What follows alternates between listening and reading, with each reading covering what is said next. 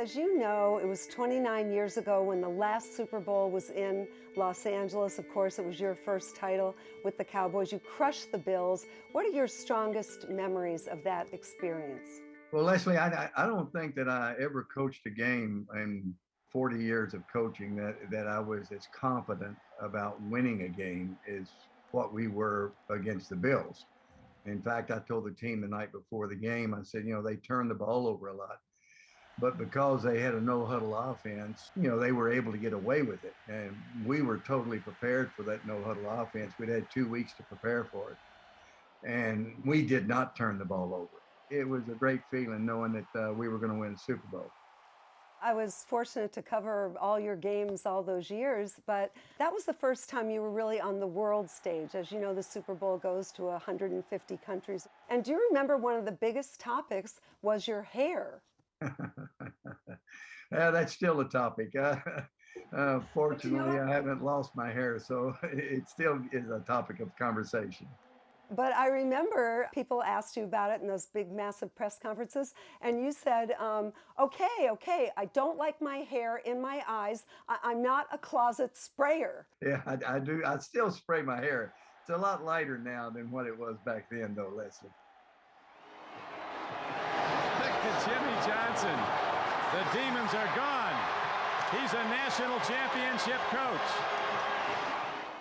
The first coach to win an NCAA championship and a Super Bowl. What are the differences between coaching college and the pros? Well, it's completely different. You've got young kids that have left home for the first time in their lives. And so you're kind of a father figure, you're a counselor, you're talking to them about their academics and getting their education.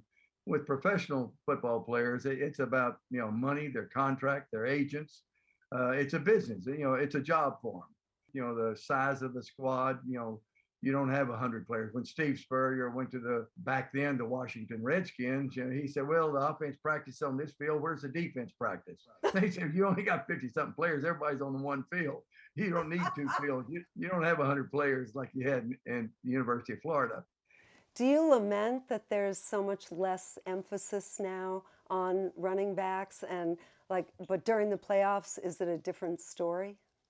Well, I think the game has changed with the rule changes such that it's really opened up the passing game a lot more than what it was back then. Back then, if you could run the football and play defense, you could get away with not being a high-scoring offense. But, they relaxed the rules as far as making sure that the receivers didn't get hit going across the middle and you didn't touch the quarterback. And so it's become a passing league. And, and the colleges, they fit right into that because the colleges are doing the same thing. So you draft players that come from those type systems. So nowadays it's about throwing the football and scoring points, not as much about running the football. And in fact, your running backs, they have to be outstanding receivers nowadays or pass protectors to protect that quarterback. Finally, it's not Fox's year for the Super Bowl. So give me the scene of who you might be watching it with and where you'll be watching it. I really don't like to watch football much with people. So when Fox doesn't have the Super Bowl, you're sitting in a room like you are now, just by yourself watching the Super Bowl? All by myself. Is it okay if I text you, how's it going? I probably won't answer it, Lesley. Thank you, Jimmy. Thanks for your time. Good talking with you. Okay.